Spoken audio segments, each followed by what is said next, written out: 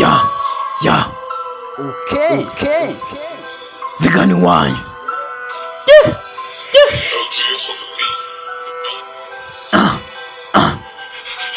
Ndashaka gutuza nkatunga nanjye nkavuga bakumva gusa ariko sinzi impamvu wowe utaryumva nzakora byinshi nzavuga byose kugira ngo mfate hiti nzakora injyana nzakora hiti nzakora umuziki nzajya imifunguro nzasiyasheka kugira ngo mfate hiti dara amashoro mpiga ibiceri kugira ngo ndebe ko najya nonyigana uzicara wigufate note uzihangane kuko uzaba ushaka imiruho nzajya mu cyayi ndenze indazi kuko ari byo ni pevera umwana wo mu cyaro nzemera nitwe kibobo cyangwa ingegera